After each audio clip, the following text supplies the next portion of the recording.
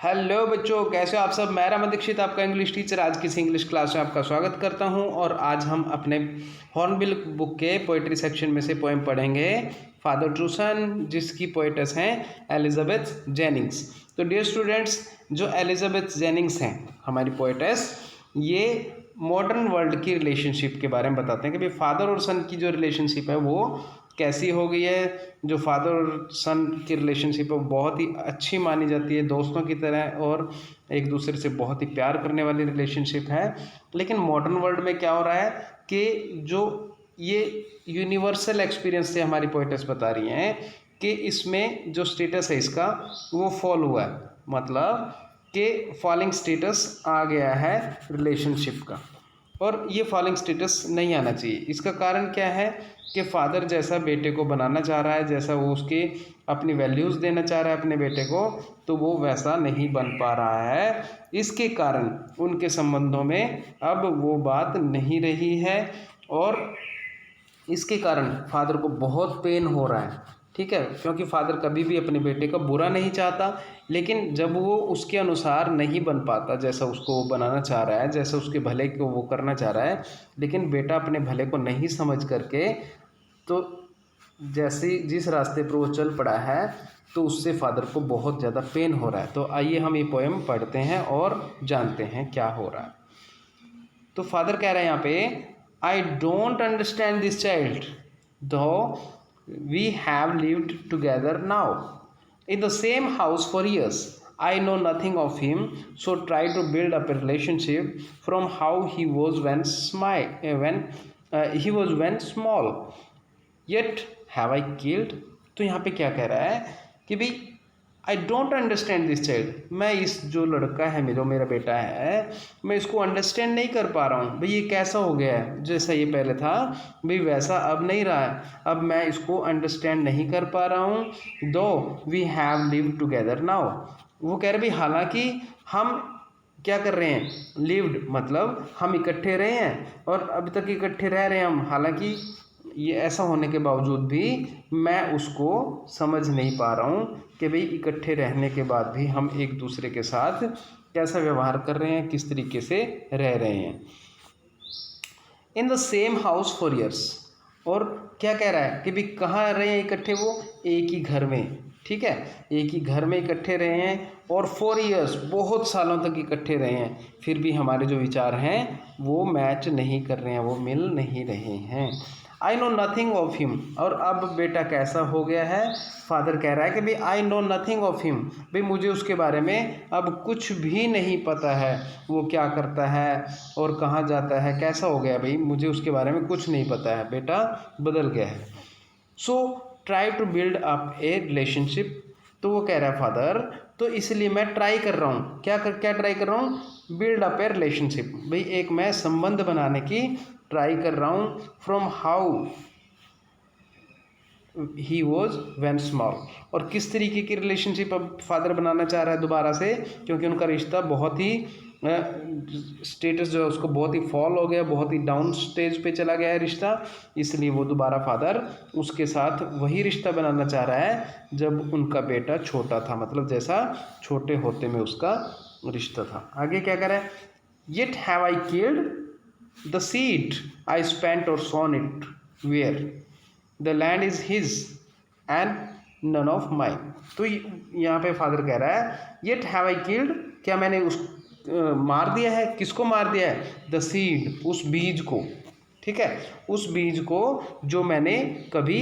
क्या किया था, सोन मतलब बोया था, स्पेंट का मतलब मैंने जो उसको गंवा दिया था, जो मतलब जो मेरे रिश्तों का जो बीज है जो मैंने बोया था, द लैंड ऑफ हिज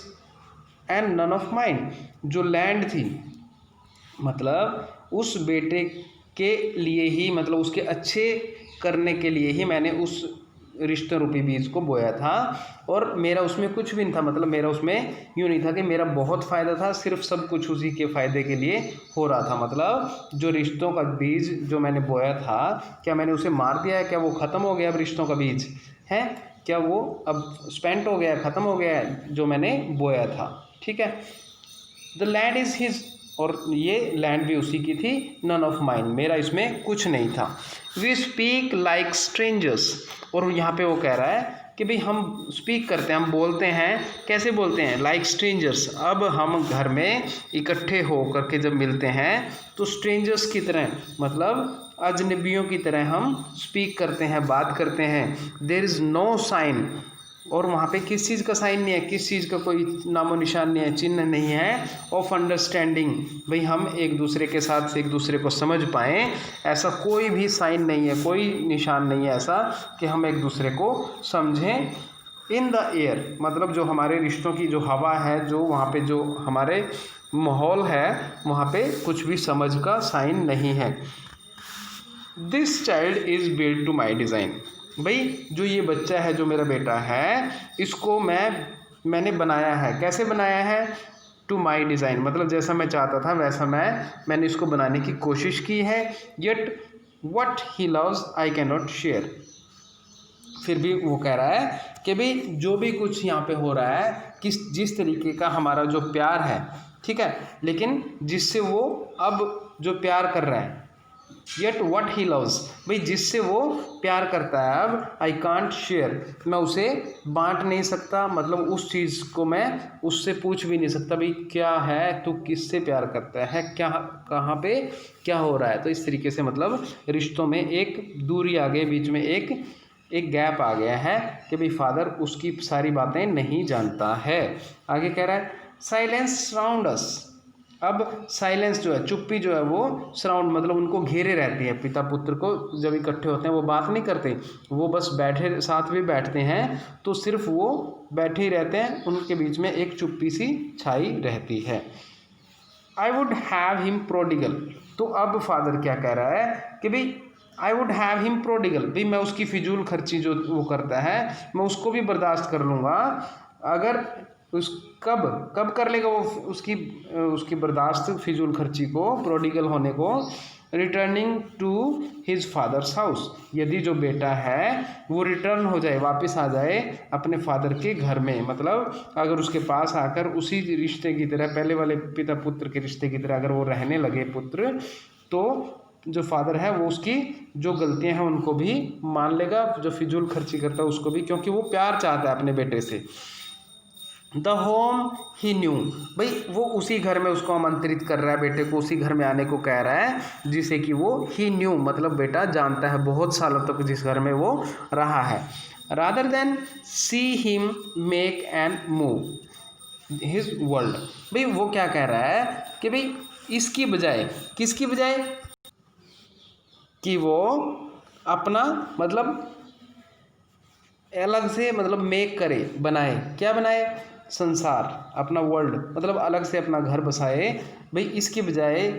अब हमारे घर से मूव कर जाए, वो चला जाए, इसकी बजाय कि वो अपने इस घर में वापस आ जाए, इस घर को वो अच्छे से जानता है और वो उसकी गलतियों को भी माफ़ कर देगा। उसका फादर कहता है कि भाई इसी घर में आकर के वो रहे, अपना अलग घर ना बसाए, अपनी अलग दुनिया ना बसाए। I would forgive him too, मैं उसे माफ़ कर दूंगा, भाई उसकी सारी गलतियों को मैं भूल जाऊंगा जो भी वो गलतियां करता है। Shaping from sorrow a new love, और मैं क्या करूंगा, वो कह रहा है, फादर कह रहा है कि मैं अपने जो सोरो हैं, जो अपने दुख हैं, उनको शेप दे दूंगा, मतलब उनको भुला करके एक नया एक जो नया प्यार है वो मैं एक शुरू कर दूंगा, मतलब अपने बेटे के साथ एक नई शुरुआत करने को फादर रेडी है। Father and son we both must live on the same globe and same land,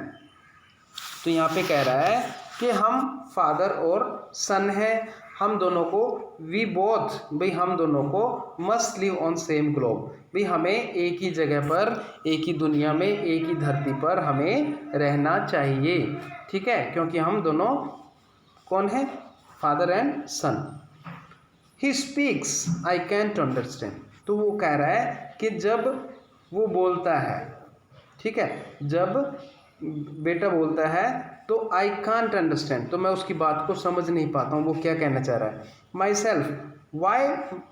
anger grows from grief, तो वो कह रहे हैं, फादर कह रहे हैं कि भाई और मेरी खुद की ये स्थिति है, मेरी खुद की ये बात है, why anger grows from grief, भाई जो मुझे दुख है,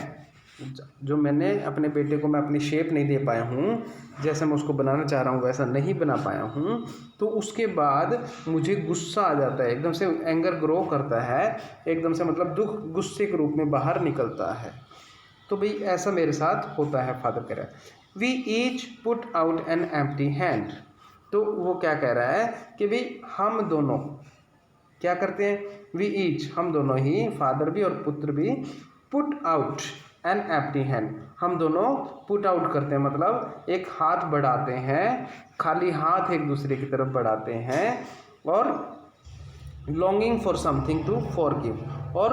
लॉन्गिंग फॉर का मतलब होता है इच्छा होना, और उसमें एक ऐसी इच्छा है समथिंग टू फॉरगिव कि हम एक दूसरे की जो गलतियां हैं, जो हम एक दूसरे को अंडरस्टैंड नहीं कर पा रहे हैं, उसको फॉरगिव कर दें, उसको भूल जाएं, और हम एक दूसरे के साथ मिलजुल कर रहें। तो इस प्रकार से जो हमारी पोएटेस हैं वो हमें ये सब बातें बताती हैं। तो डियर स्टूडेंट्स, और चैप्टर्स के लिए आप इसको